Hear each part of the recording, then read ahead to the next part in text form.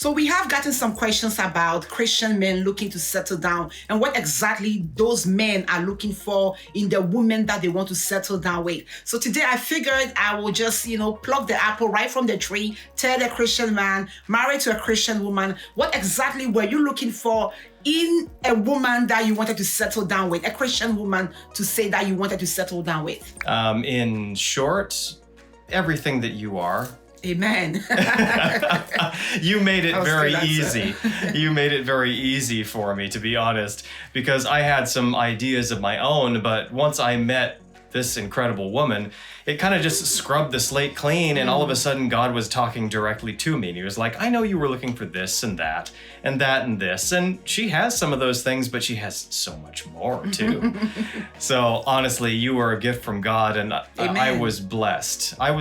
But that is part of maybe my answer, because that was an answer to prayer, and that's the first thing that I would say that I was looking for and that I was doing is I was praying for a woman after God's own heart. I was praying for the woman that God had for me, regardless of what I had in mind. And I knew how to test the spirits, you might say, because a lot of people can say they're Christian. You go onto these dating websites and some of them are just purporting to be for Christians, like Christian Mingle and whatever. There's a lot of them. Yes. So I'm not just pointing that one out, but that's the one that came to mind. And just because it says Christian dating website, just because people are on those sites, just because they say I'm a Christian, well, that's a good start because at least they're saying so.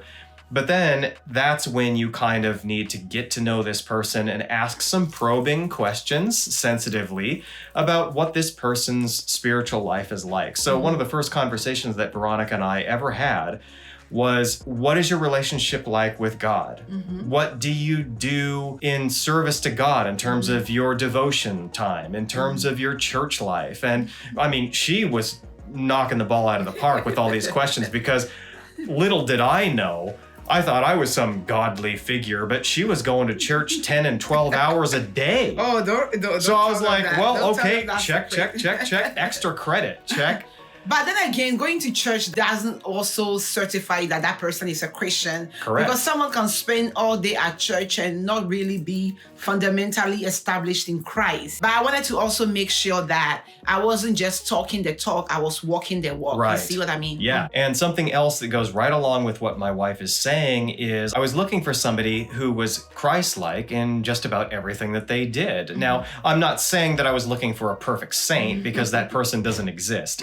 But again, somebody who's striving to be like Christ and to be more like Christ, knowing that even in their failings, you get up and you brush yourself off, you ask for forgiveness, and you go forward in his grace. And so I was looking for that in Veronica, and clearly, once again, she just blew me away. I mean, she was entirely kind, compassionate in all that she was doing. What struck me, I think, the most about that, like, well, of course she's going to be kind and compassionate to you, right? You're getting to know each other. It's the honeymoon phase, so duh. But it wasn't just that. Actually, it was her connection to her family and her heart for her family, because her family was still back in Ghana for the most part. Yeah. And she would send money to her mom, and she would always be calling her mom, her siblings, and she just had a really strong familial connection with her family, and she does to this day. She's always thinking about her family. She's always concerned for the well-being of her family, and that is a really touching thing to see, and super important for a Christian man looking to settle down with the right woman, because you're starting your own family. Yeah. So if you're seeing that reflected in the family that she currently already has, that's a good indication that that's going to come over into the new family that you're potentially going to be creating. If you as a woman has all these characteristics that this Christian man is looking for, make sure that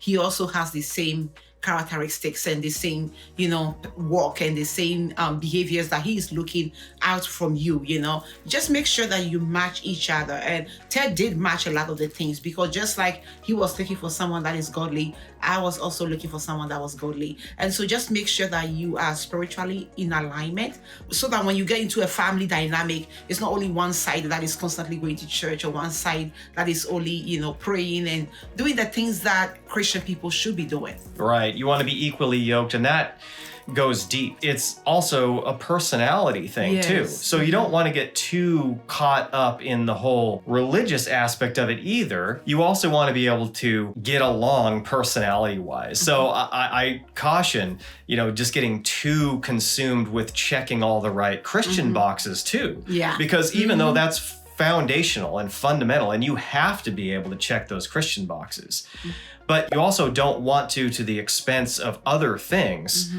being compatible and having like interests and like pursuits and aspirations in life to be ignored. Because living your life with another person in close quarters in a marriage till death do us part, that's probably going to be a really long time. And not every Christian, even genuine Christian, is supposed to spend a lot of time with each other. There are just personalities that click and that work, and there are personalities that don't, regardless of your belief system. So if that can be understood, that was the other thing that I was also looking for, was somebody that was like-minded with me. And I would say that one of the things that drew us together after the foundational Christian framework, of course, was that we were both ambitious.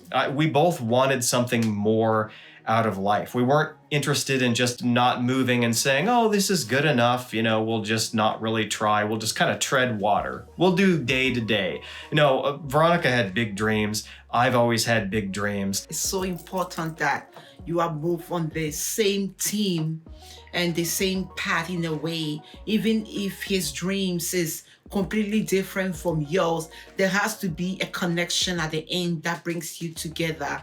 In other words, being able to support his and him being able to support yours, so that you can grow together. It's so important when it comes to the dating stages. These are things that people don't talk about a lot of, and we've talked about this a lot on this channel. The outward appearance and everything is very important. You need to be attracted to the person you are with, but it is secondary, because everything else, if you're attracted to the person, you hear people that were so attracted to each other from the beginning. They call it love at first sight. Everything was what you needed to be from the very beginning, and they can't even last 2 years in the relationship, because they haven't taken the time to look at the other things that is beyond, the outward look and everything. Aren't I blessed? Because that pretty much took care of itself, because I was also extremely attracted to my wife the instant I saw her. So that just kind of fit conveniently into all my plans too.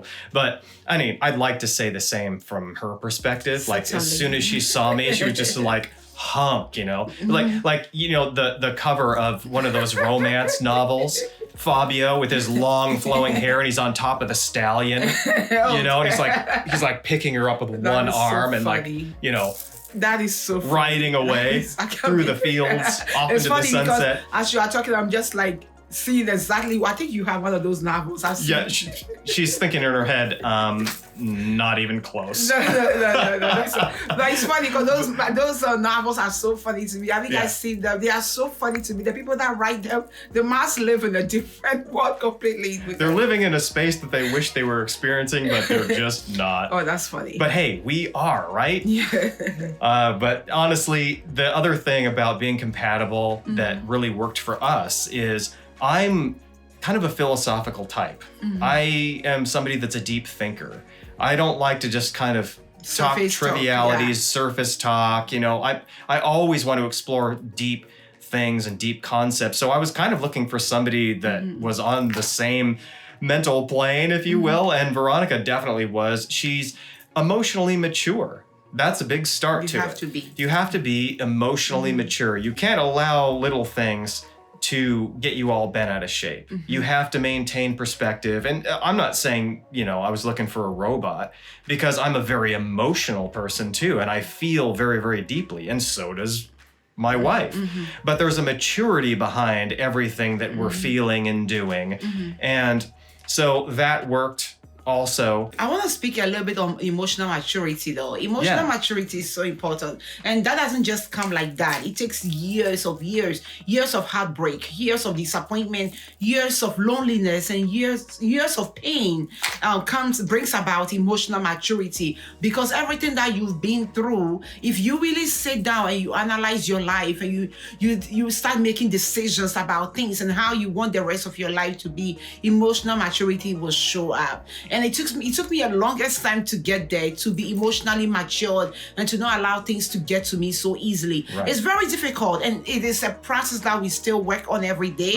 But emotional maturity will save you a lot of headaches, so that when you get into the relationship, you will not walk out of it when something small happens. Because marriage, relationship, none of them is easy. Even the people that walk on clouds and claim, oh, everything is great, everything is perfect, nothing is easy. It's a work in progress. That's right. We work at our relationship because think about it this way. It's two different people, two different backgrounds coming together to make a life. You know, he was raised differently, you were raised differently. And so sometimes it can be difficult when it comes to decision making, when it comes to other things and how you lead life on each of your own. And so being emotionally matured allows you to be able to tap into, his moments, so that you can help him be better, and he can also help you be better, right. And one other thing that comes to my mind about what I was looking for in a woman that I was going to settle down with was a woman that was respectful. And that might seem kind of like, well, duh, but